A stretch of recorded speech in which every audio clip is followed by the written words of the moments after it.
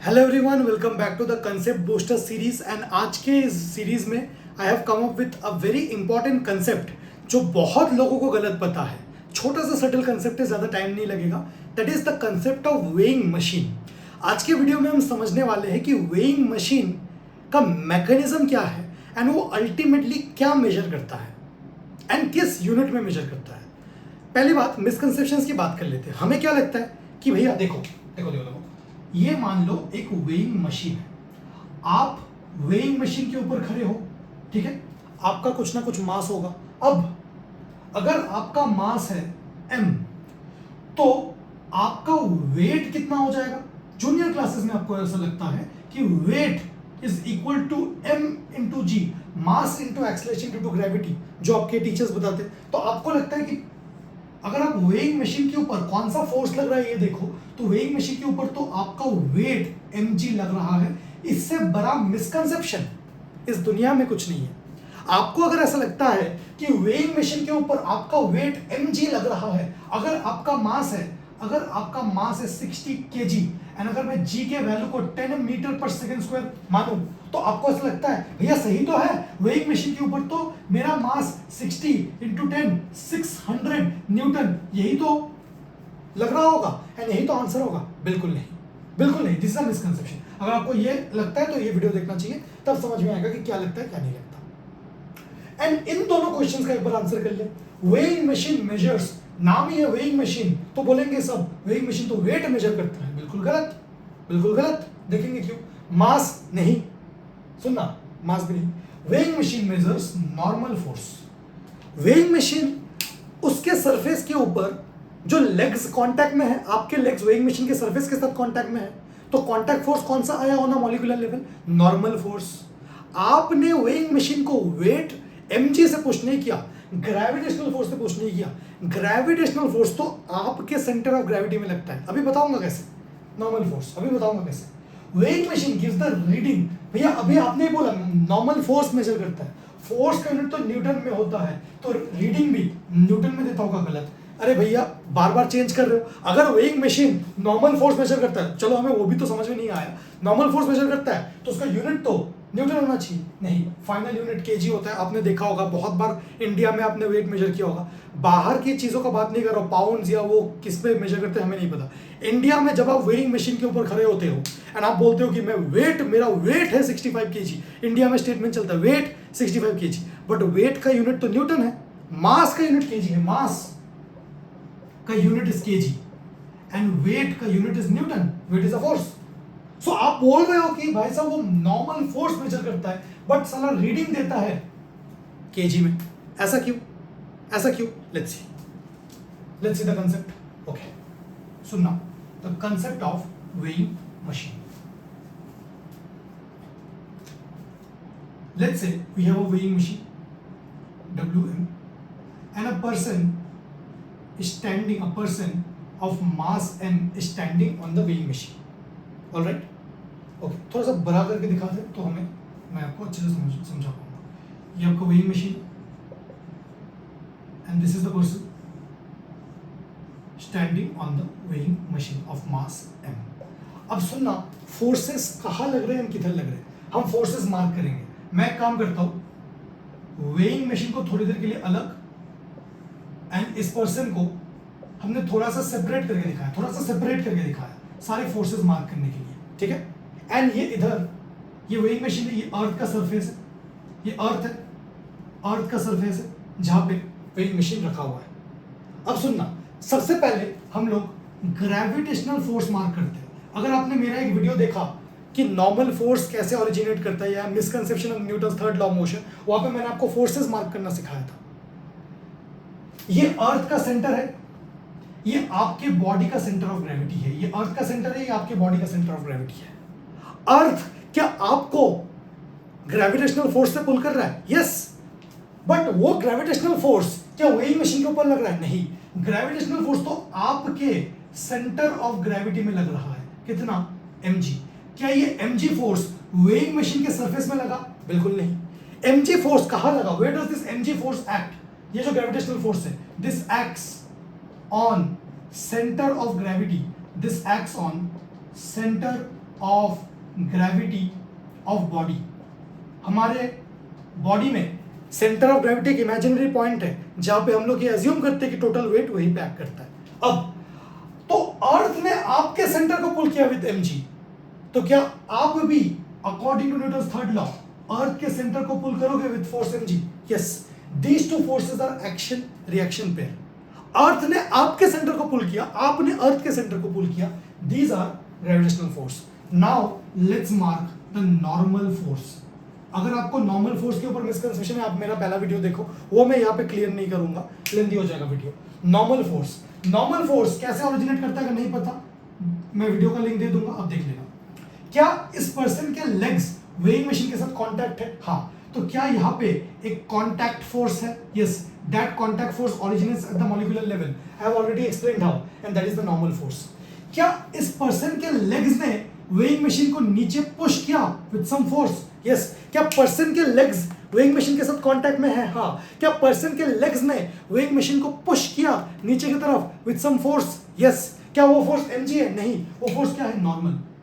वो फोर्स क्या है? Normal n। सो इस पर्सन के लेग्स ने वेइंग मशीन को पुश किया विद नॉर्मल फोर्स n। क्या वेइंग मशीन ने भी इस पर्सन के लेग को पुश किया with normal force n? Yes. क्या overall when this person is standing on the weighing machine, अब देखना इस डायग्राम में दिखा रहा हूं, अर्थ का सेंटर ये, ऑब्जेक्ट का सेंटर ये, ऑब्जेक्ट के सेंटर को पुल किया जा रहा है विद mg, ऑब्जेक्ट अर्थ के सेंटर को पुल किया जा रहा है with mg। These two are gravitational force. Are they acting on the weighing machine? Are gravitational forces mg, जिसको आप वेट बोलते हो, acting on the weighing machine? No. What is acting on the weighing machine? ये जो legs contact में है, तो आपने वेइंग मशीन को पुश किया with normal force, and weighing machine ने आपके लेग्स को पुश किया विद नॉर्मल फोर्स। वो अलग बात है कि एज अ रिजल्ट आप रेस्ट पे थे, as a result you are at rest. So ये टोटल आपके ऊपर फोर्सेस को बैलेंस करें, आपके ऊपर टोटल अपवर्ड फोर्स कितना? n, and total downward force कितना? mg। तो n is equal to mg। तो भैया आप बोल रहे हो कि वेइंग मशीन के ऊपर नॉर्मल फोर्स n लगा, बट n का वैल्यू तो mg के भी इक्वल है, तो मैं क्या इनडायरेक्टली बोल सकता हूँ mg लगा? नहीं बोल सकते, क्योंकि नॉर्मल हमेशा mg के इक्वल रहेगा, ऐसा कोई जरूरी नहीं है। अगर आप एक लिफ्ट में खड़े हो वेइंग मशीन के साथ, एंड लिफ्ट ऊपर एक्सेलरेट कर रही है, तो वेइंग मशीन का रीडिंग अलग आएगा। तो वेइंग मशीन क्या रीड करता है, वेइंग मशीन क्या मेजर करता है? तो इससे I can say that weighing machine measures the normal force acting on it। ये कंसेप्ट पहले क्लियर करो। वेइंग मशीन नॉर्मल फोर्स कितना लग रहा है वो मेजर करता है, कंसेप्ट नंबर 1। अगर वो नॉर्मल फोर्स मेजर करता है तो रीडिंग में तो न्यूटन में आना चाहिए, नहीं। अब वेइंग मशीन के अंदर एक प्रोग्रामिंग किया है हमने कि वो जो फाइनल रीडिंग देगा, सुनना, अब ये मिटा रहा हूं, ये वाला साइड मिटा रहा हूं। So weighing machine measures the normal force acting on it. Weighing machine measures the normal force acting on it. जो वेइंग मशीन का फाइनल रीडिंग आता है, वो कैसे आता है? इसी नॉर्मल फोर्स को वो एक्सीलरेशन ड्यू टू ग्रेविटी से डिवाइड करके रीडिंग देता है। सो फोर्स का यूनिट कितना आ गया? kg metre second to the power -2, and नीचे acceleration due to gravity is metre second to the power -2। इसने इसको मार दिया तो फाइनल रीडिंग किसमें आया? kg। The weighing machine is programmed in such a way. Second point जो लिख रहा हूं, सुनना, सब कुछ मिटा के लिख देते हैं, एक बार समराइज करके देते थे कि ये आपका weighing machine and this is the person, ये अर्थ का सरफेस, ये अर्थ का सेंटर। सो अर्थ ने आपको पुल किया विद mg, आपने अर्थ को पुल किया विद mg, ठीक है। आपके लेग्स ने वेइंग मशीन को फोर्स दिया n, सो वेइंग मशीन ने आपको फोर्स दिया n। सो वेइंग मशीन के ऊपर टोटल फोर्स कितना लग रहा है? जो वेइंग मशीन है उसके ऊपर टोटल फोर्स कितना लग रहा है? n। So weighing machine measures the normal force acting on it। ये क्लियर है? weighing machine measures the normal force acting on it, but it is programmed in such a way, it is internally programmed उसको scientist ने ऐसे program किया, program in such a way that it gives reading as a computer program लिखना पड़ेगा इसके लिए, वो हमें नहीं करना, जिसने बनाया है मैन्युफैक्चर ने वो करेगा। रीडिंग कैसे देगा? इस नॉर्मल फोर्स को acceleration due to gravity G से डिवाइड करके देता है। तो जो फाइनल रीडिंग आता है वो केजी में आता है। मान लो आपका नॉर्मल फोर्स आया 15 न्यूटन, इसको अगर मैं जी से डिवाइड करूं, जी मतलब 9.8 metre per second square, Newton मतलब क्या? केजी मीटर सेकंड की पावर -2। सिंप्लिसिटी के लिए हम ले लेते कि ये 20 न्यूटन आया सपोज आपका normal force, and acceleration due to gravity is 10 metre per second square. So इसमें इसको माना, सो फाइनल आंसर आएगा 2 kg। इसलिए जो फाइनल रीडिंग आता है वो केजी में आता है। आई होप मैकेनिज्म आपको समझ में आ गया। अब मैं आपको कुछ सिचुएशंस दिखा देता हूं कि क्यों नॉर्मल फोर्स mg के इक्वल होगा, नहीं होगा या क्या। देखते हैं, सुनना कुछ सिचुएशंस देखना।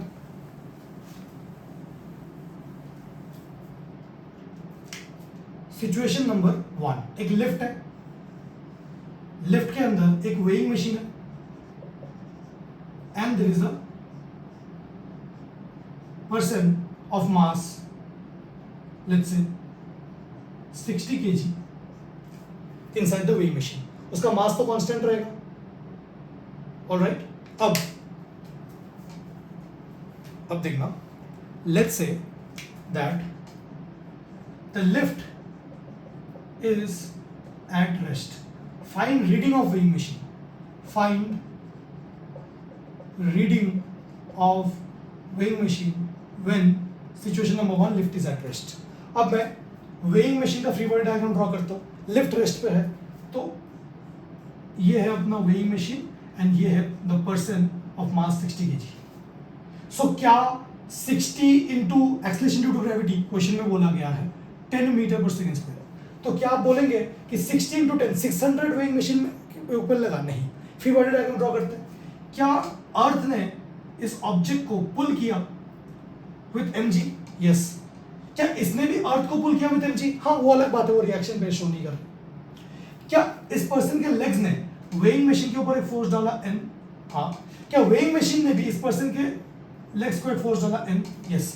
अब सिर्फ पर्सन के ऊपर फोकस करो। अगर आपको इक्वेशन लिखना है, सो वेइंग मशीन का रीडिंग क्या है? वेइंग मशीन के ऊपर तो सिर्फ नॉर्मल फोर्स एक्ट कर रहा है, बट नॉर्मल फोर्स का वैल्यू कहां से आएगा? पर्सन को देख के, क्योंकि पर्सन रेस्ट पे है, तो इस सिचुएशन में नॉर्मल फोर्स का वैल्यू कितना आ जाता है? mg के इक्वल। सो mg मतलब normal force is equal to mass is 60 kg into acceleration due to gravity is 10, so it is 600 Newton. So weighing machine के ऊपर इफेक्टिवली फोर्स कितना लग रहा है? 600 न्यूटन। बट फाइनली रीडिंग कैसे देगा वेइंग मशीन? फाइनली रीडिंग कैसे देगा? 600 को वो एक्सेलरेशन ड्यू टू ग्रेविटी 10 से डिवाइड करेगा, तो फाइनली आंसर कितना देगा? 60 kg। आप बोलोगे भैया यही तो हमारे टीचर्स चिल्ला चिल्ला के बोल रहे थे, जो उसका मास है वही तो आ गया। अरे ये तो रेस्ट पे था इसलिए। अब इसको एक्सेलरेट भी करके देखते हैं, अब देखते हैं कितना आएगा। ये याद है, इतना नोट कर लो, पहले इतना नोट कर लो। स्पेस कम है इसलिए मैं मिटा रहा हूं। Second situation is lift is moving up with acceleration 2 metre per second square. Lift is moving up with acceleration 2 metre per second square. अब फिर से फ्री बॉडी डायग्राम ड्रॉ करते हैं। ये आपका वेइंग मशीन, ये पर्सन को हमने थोड़ा सा सेपरेट करके ड्रॉ किया, ठीक है। पर्सन के ऊपर mg, ये वेइंग मशीन के ऊपर नॉर्मल, एंड वेइंग मशीन ने पर्सन के लेग्स को दिया नॉर्मल। सिचुएशन सेम ही है, बट क्या आज पर्सन जो लिफ्ट के अंदर है वो रेस्ट पे है या वो 2 मीटर पर सेकेंड स्क्वायर से ऊपर जा रहा है? ये जो पर्सन है वो 2 मीटर पर सेकेंड स्क्वायर से ऊपर जा रहा है। आज भी वेइंग मशीन के ऊपर फोर्स कितना लग रहा है? नॉर्मल। बट क्या आज नॉर्मल का वैल्यू mg है? क्या n इक्वल टू mg है? नहीं। आज तो पर्सन रेस्ट पे नहीं है, क्योंकि पर्सन एक एलिवेटर के अंदर है जिसका खुद का एक्सेलरेशन ऊपर की तरफ 2 मीटर पर सेकेंड स्क्वायर है। अब कैसे निकालेंगे? अब बोलते हैं हम लोग net force is mass into acceleration. Person के ऊपर कितने फोर्स लग रहे हैं? एक नॉर्मल, एक mg। कौन सा फोर्स ग्रेटर है? नॉर्मल इज ग्रेटर, क्योंकि ओवरऑल एक्सेलरेशन, टोटल एक्सेलरेशन ऊपर की तरफ है, मतलब ऑब्वियसली ये फोर्स ग्रेटर होगा, है ना। सपोज एक फोर्स इधर लग रहा है 10 न्यूटन, एक फोर्स इधर लग रहा है 5 न्यूटन, एंड ओवरऑल एक्सेलरेशन इधर की तरफ है 2। ऑब्वियसली जिधर ग्रेटर फोर्स होगा उधर ओवरऑल एक्सेलरेशन होगा, है ना। सो ऊपर की तरफ वाला फोर्स ग्रेटर, तो नेट फोर्स क्या लिखेंगे? mg माइनस n या n minus mg। n minus mg is m into a। So n क्या आ गया आज? mg प्लस ma, देखते हैं n इज mg, अब m कॉमन ले लेते हैं, g plus a, so m कितना है 60, g कितना है 10 plus 2, so I think it is 60 into 12 that is 720 Newton, but reading कितना आ जाएगा, रीडिंग आ जाएगा नॉर्मल फोर्स जो है उसको एक्सेलरेशन ड्यू टू ग्रेविटी से डिवाइड करके 72 kg। तो इसलिए मैं बोल रहा था, आप जो बोल रहे थे ना भैया वेइंग मशीन मेजर्स मास, ऑब्जेक्ट का मास कितना है 60 kg, वेइंग मशीन मेजर कितना कर रहा है 72 kg, क्या मास मेजर कर रहा है क्या वो? नहीं। आप बोल रहे थे भैया ग्रेविटेशनल फोर्स mg मेजर करेगा, m इंटू जी इज 600, इसको भी 10 से डिवाइड करेंगे तो 60 आएगा, नहीं आएगा ना तो 600 आंसर है ना तो 60 आंसर है, आंसर कुछ अलग ही है। तो मैंने जो कंसेप्ट आपको सिखाया वो सही है, weighing machine measures the normal force acting on it, उसके ऊपर कितना नॉर्मल फोर्स एक्ट कर रहा है वो मेजर करता है, बट जब फाइनल रीडिंग देता है तो एक्सेलरेशन ड्यू टू ग्रेविटी से रीडिंग डिवाइड करके देता है, इसलिए केजी है। आपको कैसे पता? मैन्युफैक्चरर वो बताता है कि मैंने अंदर जी का वैल्यू प्रोग्राम करके दे दिया है, फाइनल आंसर वो जी से डिवाइड मार के आपको देगा। Is this clear? Is this clear? अब थर्ड सिचुएशन देख लेते हैं, एंड यही अपना लास्ट सिचुएशन है।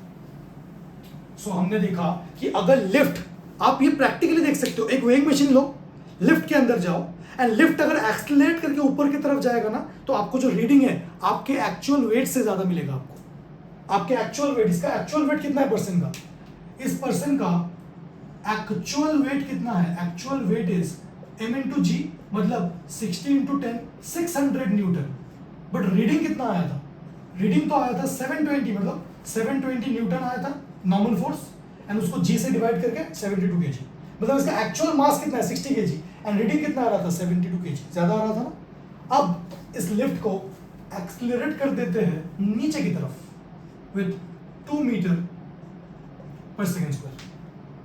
अब देखते हैं क्या होगा, ये आपका वेइंग मशीन, ये आपका पर्सन, अच्छे से समझना, क्या अर्थ ने इस पर्सन को पुल किया विद फोर्स mg? यस। क्या इस पर्सन के लेग्स ने वेइंग मशीन के ऊपर नॉर्मल फोर्स लगाया? क्या वेइंग मशीन ने भी पर्सन के लेग्स के ऊपर नॉर्मल फोर्स लगाया? फोर्स को दिखा रहा हूं इधर।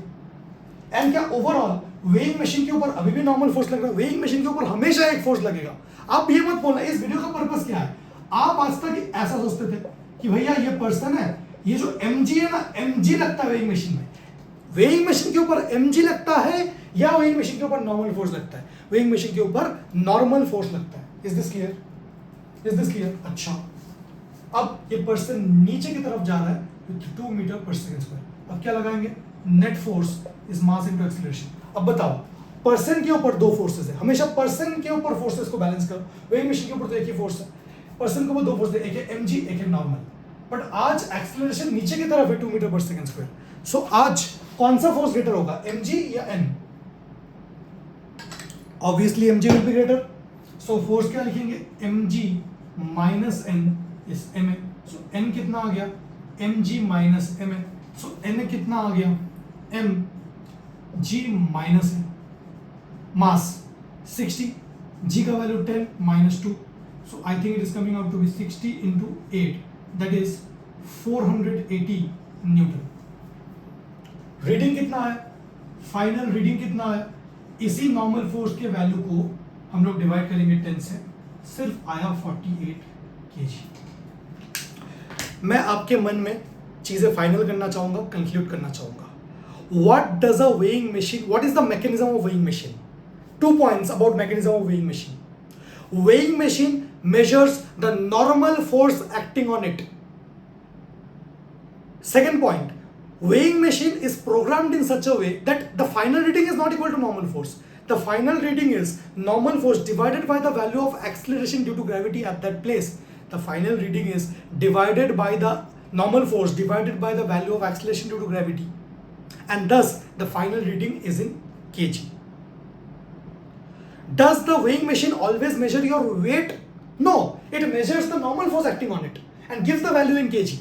Now, can the final reading be equal to weight? If you are just standing on the ground, you are not accelerating upward or downward, the final reading will be equal to your actual weight. अगर मेरा मास 60 kg है, मेरा actual weight कितना है approximately 60 into 10 600 Newton, वही reading show करेगा। हाँ, but 60 kg में शो करेगा वो अलग बात है। If the elevator is accelerating upward. सुनना, अगर एलिवेटर अपवर्ड एक्सलेट कर रहा है तो जो रीडिंग आएगा आपके एक्चुअल वेट से ज्यादा आएगा। एंड अगर एलिवेटर डाउनवर्ड एक्सलेट कर रहा है तो जो रीडिंग आएगा वो एक्चुअल वेट से कम आएगा। मास देखो सिर्फ 48 kg रीड कर रहा है, ये एक रियल सिचुएशन है, ये आप लिफ्ट में ट्राई कर सकते हो।